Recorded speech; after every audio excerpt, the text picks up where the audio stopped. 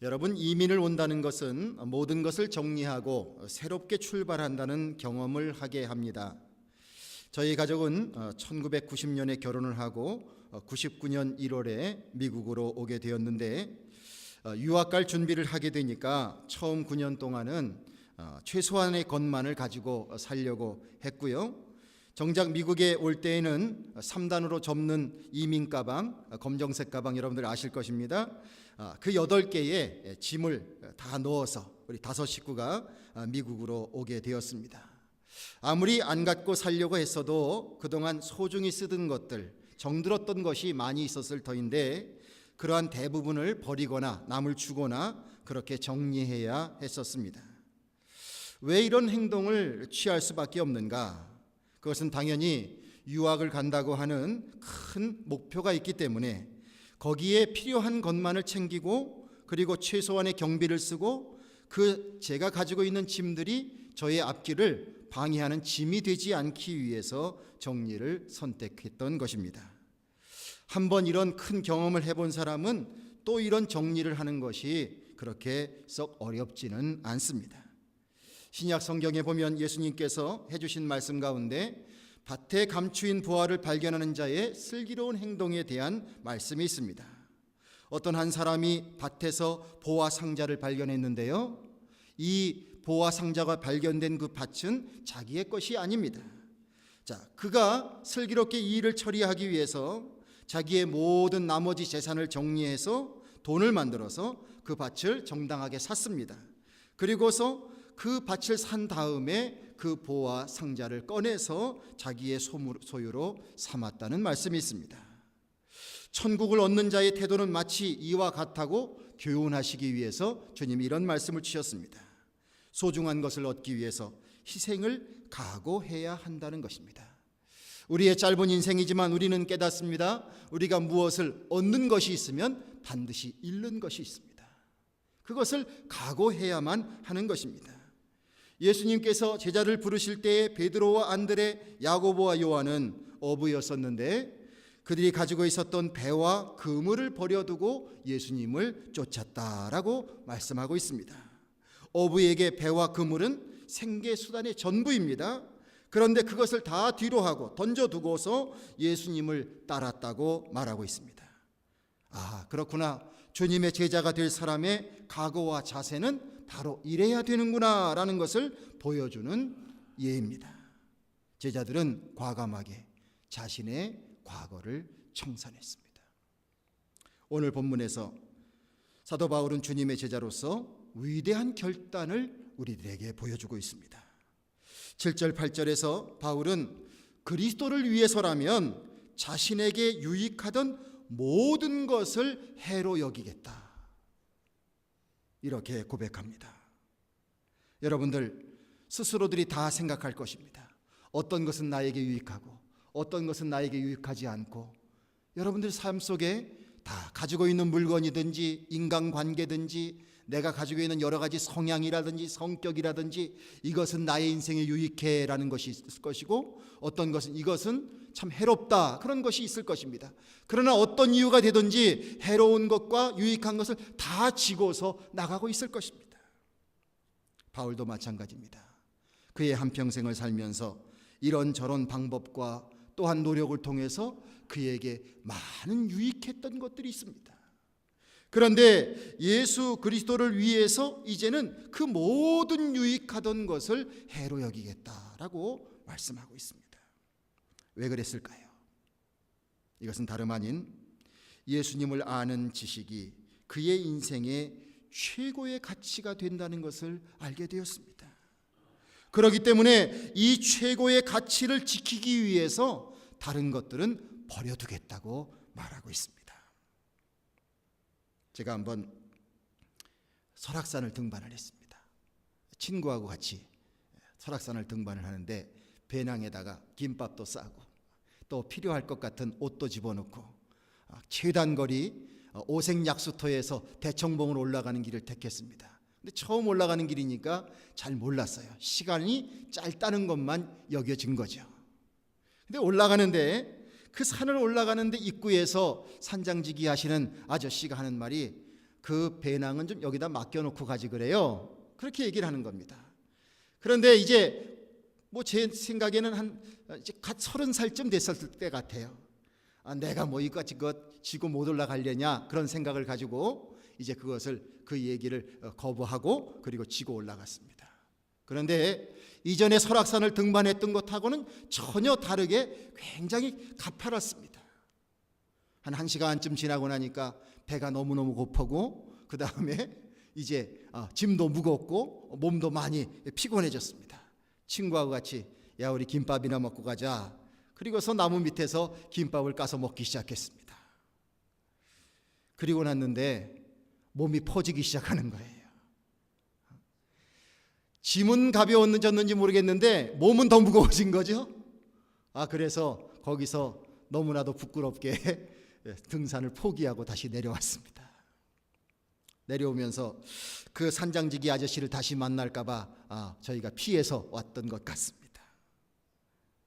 여러분들, 내게 뭔가 중요한 것을 이루기 위해서 내가 소중히 여기는 것들을 버려야 된다고 하는 이 상식 정도는 우리가 많이 알고 있을 줄로 압니다. 급해지면 급해질수록, 위험해지면 위험해질수록 내가 간직하는 것을 위해서 나는 중요한 것을 붙잡고 덜 중요한 것은 버릴 수 있어야 합니다. 그런데 이것이요, 훈련을 하지 않으시면 잘 안 돼요. 그래서 정말 중요한 순간에 미련을 떨고 있을 때가 많이 있습니다. 인젠 좀 버려야 되는데, 인젠 좀 포기해야 되는데 그것을 결단내리지 못하고 그리고서 우물쩡 하다가 정말 중요한 시간을 놓쳐버릴 때도 많이 있습니다. 사도 바울이 예수 그리스도를 지키기 위해서 자신에게 그동안 유익했던 많은 것들을 다 배설물처럼 여긴다고 하는 것은, 그것은 참으로 지혜로운 선택이었다라고 우리는 평가해야 할 것입니다. 본문 9절에서 11절을 보면 바울이 유대교인이었던 시절에 그토록 중요하게 여겼던 율법에 대한 것을 예수님을 통하여서 예수님을 믿고 난 후에, 예수님을 통한 믿음의 구원의 의의를 깨닫고 난 후에 그것을 던져버렸다고 하는 겁니다. 바리새인으로서 율법을 철저히 지키려고 하는 그들의 믿음의 신념이라고 하는 것은 참으로 대단한 것입니다. 각 율법을 지키기 위하여 조항마다 안식일을 지키기 위하여 그것을 범하지 않기 위한 노력들, 이런 것들이 얼마나 대단한지 모릅니다. 그런데 그런 것을 지킴으로 해서 구원받으려고 했던 이 과거의 것들을 바울은 예수님을 만난 이후에 중요하게 여기지 않게 됩니다. 예수 그리스도를 통한 값없이 주시는 한없는 은혜, 예수님을 그리스도로 믿고 주께서 나의 죄를 사해 주셨다고 믿는 그 믿음의 은혜를 경험한 이후에 자신이 그동안 간직해오고 그동안 쌓아왔던 모든 것을 던져버리기 시작을 했습니다. 신념이 달라졌습니다. 예수 그리스도를 통한 십자가가 어떤 의미인지를 깨달으면서 그의 인생에 정말 소중한 것이 완전히 뒤바뀌기 시작을 했다는 것입니다. 바울이 경험한 예수님의 십자가는 다음과 같은 세 가지의 의미가 있습니다. 제일 먼저 예수님의 십자가는 하나님의 사랑의 법을 순종하는 십자가의 모습이었습니다. 하나님이 우리에게 주시는 주님의 많은 계명이 있는데 그 계명은 바로 무엇이냐면 사랑의 계명입니다. 예수님께서 그 하나님의 사랑의 계명을 또한 축약해서 다시 말씀해 주셨습니다.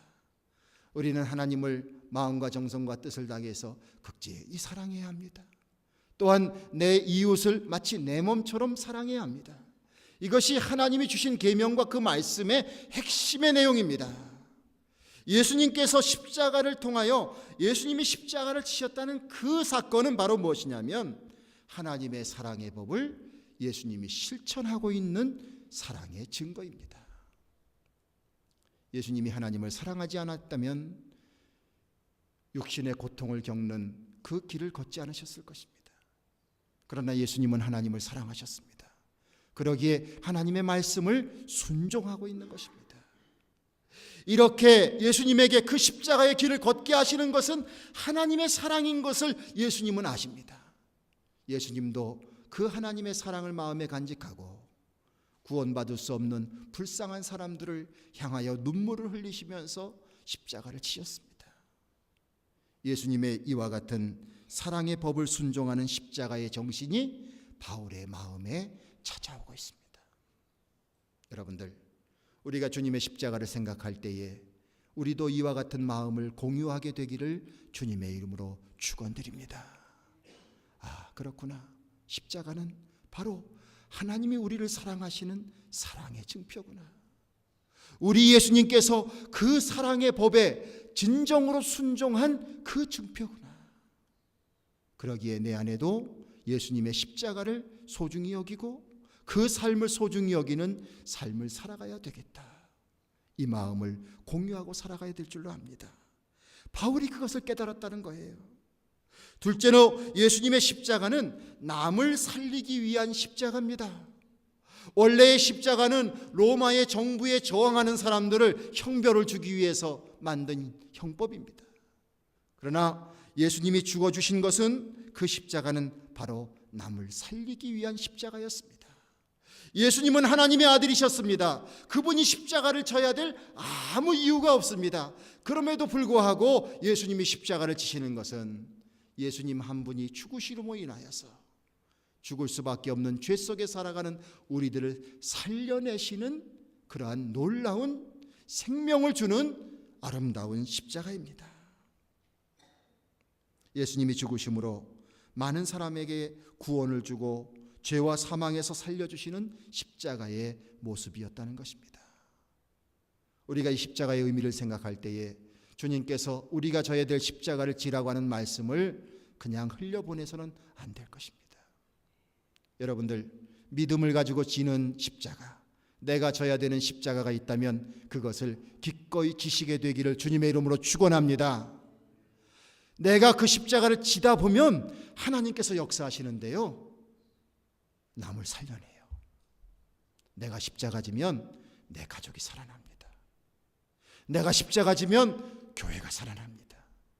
내가 십자가 지면 나라와 민족이 살아나게 됩니다.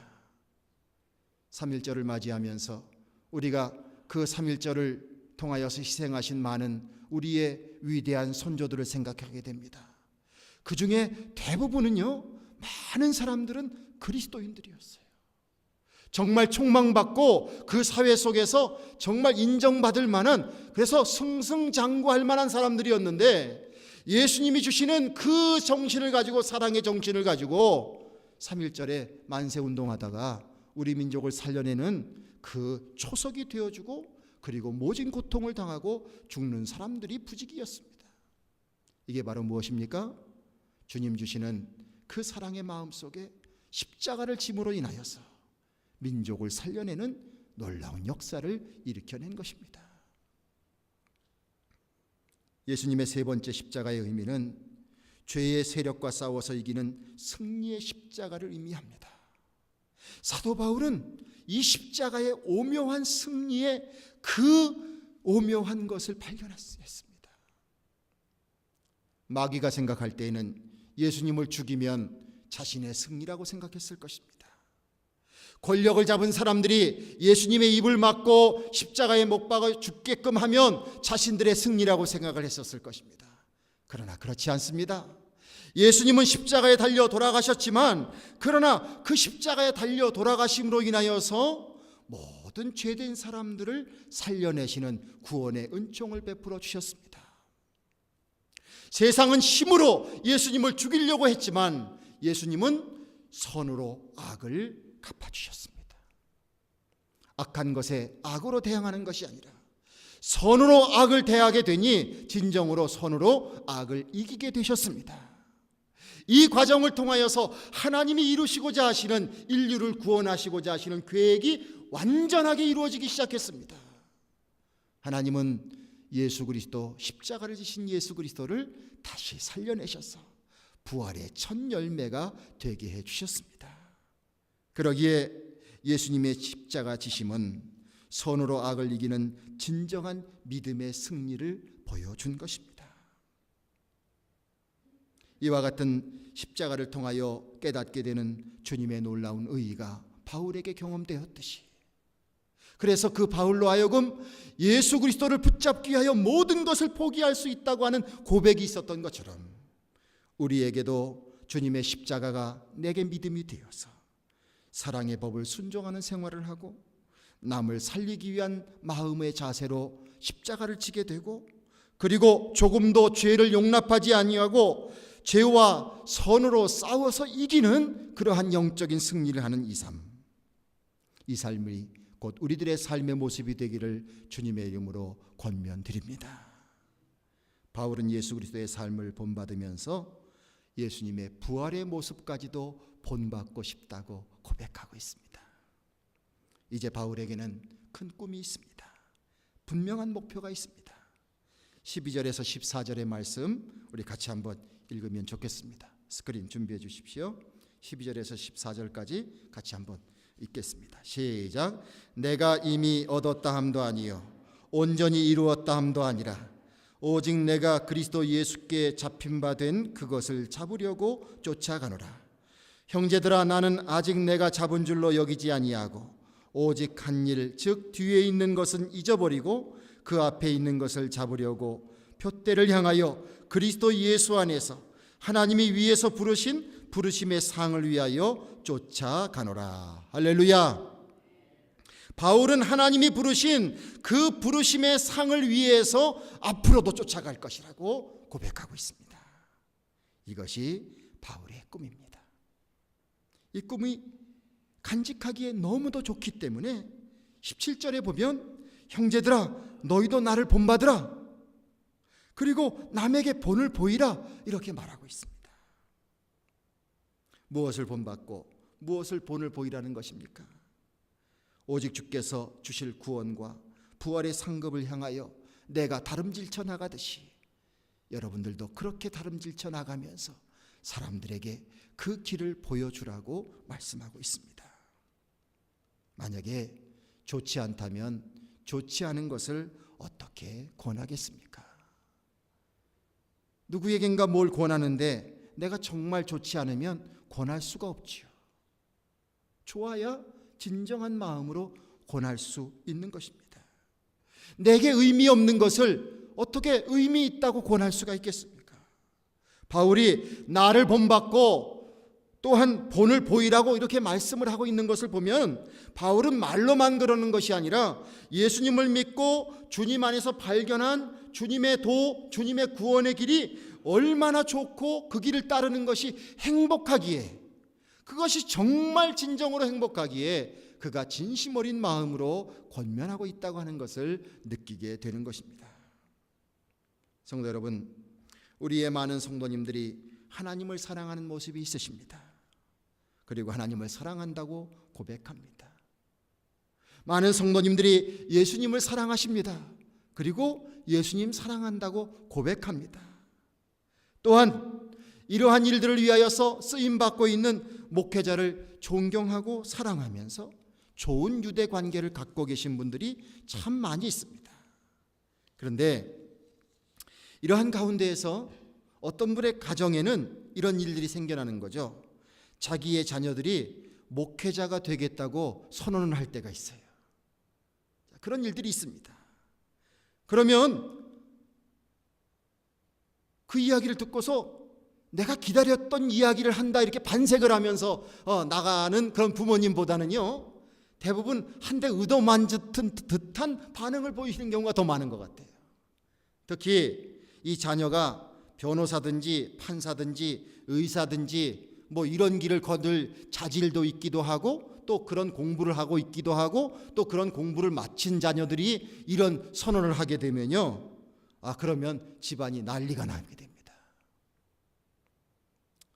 자신의 딸이 목회자에게 시집을 간다면 그것도 달가워하지 않는 부모가 많을 것입니다. 여러분들, 우리에게 이런 일들이 벌어질 때 만약에 우리가 그것에 대해서 반대하는 마음을 갖는다면 이것이 우리들에게 옳은 생각일까요? 어떻게 생각하십니까? 자녀가 덜 고생하기를 바라는 마음이야, 부모가 그런 마음을 갖는 것이야 다 이해할 수 있습니다. 그러나 목회자의 인생이 물론 고생을 하겠지만은 그만큼 의미가 있는 일이고, 또한 주님의 나라와 영광을 위해서 누군가는 그 사명을 감당해야 된다면, 나의 자녀가 주님으로부터 부르심을 받고 그 길을 걷는 것을 우리는 기뻐하고 감사할 수 있는 마음의 준비가 되어 있어야 합니다. 그래야 진정한 주님의 자녀로서 그리스도의 도를 값지게 여기는 사람이 될 줄로 믿습니다. 자, 성경 퀴즈 하나 내겠습니다. 자, 바울에게도 부모님이 계셨을까요? 안 계셨을까요? 계셨겠죠? 만나보진 않았지만 분명히 계셨을 것 같아요.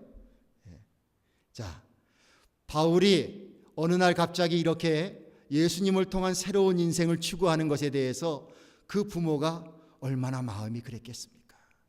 다 마찬가지겠죠. 그러나 바울은 주님으로부터 인하여서 부르심을 받고 주님의 은혜를 경험하고 주님의 세계를 발견한 후에 자기의 모든 것을 배설물로 여기면서, 해로 여기면서 주님을 향하여 나가는 이 길로 걷고 있을 때에 바울에게는 후회가 없고 그의 인생의 가장 귀한 예수 그리스도를 보물로 삼고 있는 아름다운 모습을 보게 됩니다. 성도 여러분, 앞으로 여러 성도님들의 가정이 하나님의 은혜 안에서 복받기를 꿈꾸시되, 여러분들의 가정 속에서 어떤 자녀가 될지는 모르겠지만, 몇 대가 내려갈지는 모르겠지만, 주님의 일을 위하여 직접 쓰임을 받는 목사님과 그리고 선교사님들이 배출되기를 소원하는 기도도 우리 성도님들의 기도 속에 포함되기를 간절히 원합니다. 마음의 준비를 하세요. 그리고 소원하세요. 어떤 자녀가 부르심을 받을지 모릅니다. 그러나 그 부르심을 받게 되었을 때에 기쁨으로 축복해 줄 수 있는 이런 마음의 자세가 우리 안에 있게 되기를 간절히 바랍니다. 우리 교회에 있는 아이들, 그 아이들 가운데에서 어떤 아이가 될지 모릅니다. 하나님께서 어떻게 역사하실지 모릅니다. 그러나 우리 교회를 통해서 교회의 미래를 책임질 목사님이든지 선교사님이든지 이런 분들이 배출되기를 우리가 소원하며 기도하는 마음도 갖게 되기를 간절히 주님의 이름으로 축원드립니다. 여러분들의 눈에 바라다 볼 때에 영성이 있어 보이고, 또한 여러 가지 리더십이 있어 보이고, 정말 한 구실을 할 것 같은 아이가 있으면, 야, 너 이 다음에 대통령 되라, 이런 얘기 먼저 하지 마시고 하나님 은혜 안에서 쓰임받기를 소원한 마음으로 축복하시고 기도하시고, 이 일이 정말 귀한 일로 여길 수 있는 그런 믿음의 풍토가 우리 교회 안에 있게 되기를 주님의 이름으로 축원합니다. 여러분들, 이 세상 사람들의 일반적인 모습을 주님의 말씀을 통해서 우리에게 주고 있습니다. 이것은 우리로 하여금 그렇게 살지 말라고 경고해 주시는 거예요. 18절 19절에 보면 그들은 그리스도의 십자가의 원수로 행한다고 했습니다. 그리스도의 십자가의 정신을 따르지 않는 것입니다. 땅의 일만 생각하게 됩니다. 어떻게 해서든지 이 땅에서 풍요와 부귀와 영화를 누리기 위해서 부단히 애를 씁니다. 너무 바쁘게 사는 나머지 고개 들어 하늘을 바라다보지 못합니다. 하늘에 계신 하나님을 보지 못해요. 하나님께서 만들어주고 계신 하나님의 약속된 하나님의 나라를 보지 못합니다. 그러기에 기껏 살아야 100년도 살기 어려운 이 땅 속에 고개를 들지 못하고 땅을 향하여 우리들의 시선이, 사람들의 시선이 땅을 향하여 점점 땅으로만 향하고, 그래서 그 인생이 굽어지고 있습니다. 그러다 세월이 가면, 건강이 사라지게 되면, 사람들이 내 곁에서 떠나가게 되면 우리에게 남는 것은 울음뿐입니다. 신세 한탄입니다. 허무감 속에 빠져듭니다. 그들에게 기다리고 있는 것은 인생의 멸망이요, 그리고 한평생을 후회할 수밖에 없는 부끄러움이 기다리고 있는 것입니다. 여러분, 이 땅만 보고 살아가는 삶을 매력적으로 여기지 마십시오.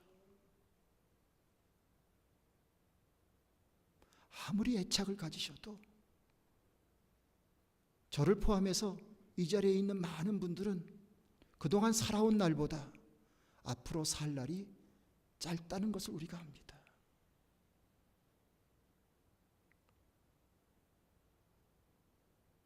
남은 인생 동안 하나님 약속하시는 하나님의 나라를 소유해야 합니다.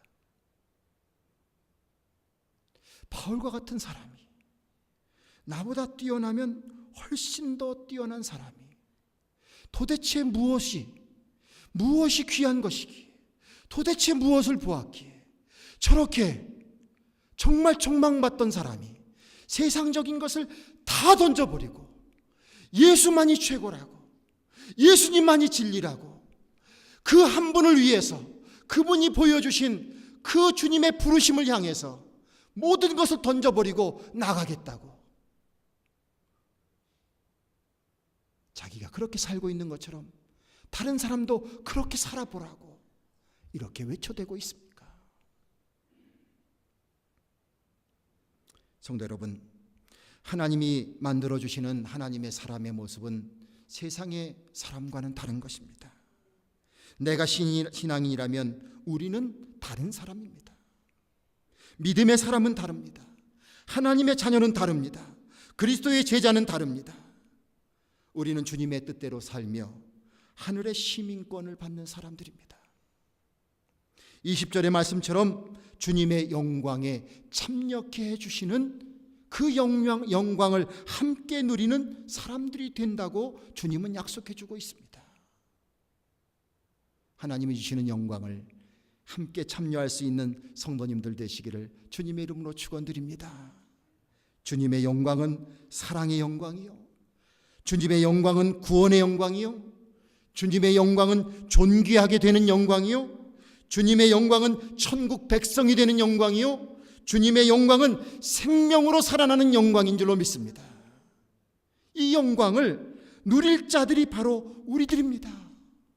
이것을 생각하면 우리가 신나야 돼요.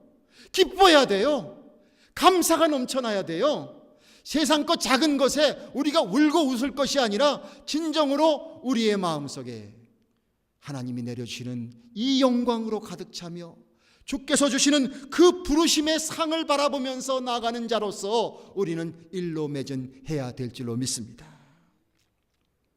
오늘 본문의 마지막 말씀 21절 말씀 속에 그가 만물을 자기에게 복종케 하실 수 있는 자의 역사로 우리의 낮은 몸을 자기 몸의 여기 영광의 몸의 형체와 같이 변케 하시리라고 말씀하고 있습니다. 이 말씀의 뜻은 예수 그리스도께서 십자가를 지시고 저 낮은 곳까지 가셨지만 죽음의 그 경험을 하셨고 모진 고통을 경험하셨지만 하나님의 은혜로 다시 부활하셔서 부활의 첫 열매가 되시고 우리에게 영원한 생명의 영광을 보여주신 것처럼 우리도 하나님의 은혜 가운데 그렇게 부활의 존재가 되는 영광으로 우리를 이끌어 주신다고 약속하셨습니다. 아무쪼록 여러분들 이러한 주님의 말씀이 여러분들에게 믿음이 되고 은혜가 되고 소망이 되기를 주님의 이름으로 간절히 축원합니다. 주께서는 우리를 불러주셨습니다. 오늘도 우리를 불러주셨어요. 주님 앞에 나온 여러분들의 한 사람 한 사람의 모습이 얼마나 귀한지 몰라요. 목사인 저의 마음에도 여러분들을 바라다 보면서 그 사랑의 마음이 있는데 예수님의 여러분들을 바라다 보시는 마음은 어떠시겠으며 하나님의 여러분들을 바라다 보는 마음은 어떠시겠습니까? 주께서 여러분들을 부르셨고 여러분들 그 부르심에 응답하고 계시는 인생인 줄로 믿습니다. 이제 주께서 우리에게 불러주시는 그 부르심에 응답하는 자들에게 주시는 하나님의 놀라운 상급이 있음을 알려주고 계십니다. 바울이 이것을 보았기에 너무나도 기쁘고 기뻐서 그 부르심의 상을 향하여 내가 달려간다고 말하고 있습니다. 우리도 이 상을 향하여 다름질쳐 나갈 수 있는 우리 모든 믿음의 사람들 되기를 주님의 이름으로 간절히 축원드립니다. 기도하겠습니다. 주님, 오늘도 저희를 불러주셔서 주님 안에서 사랑하는 성도님들 만나게 하시고 우리를 기다리시는 하나님 안에 거하게 하여 주시고 주님 주신 말씀 속에 소망을 갖고 살게 하여 주시니 진심으로 감사를 드립니다. 우리가 무엇이 간데 주님 불러주셨습니까? 이 부르심에 나고자 되지 않게 하여 주시고 더욱더 믿음의 길로 달려가게 하여 주시옵소서.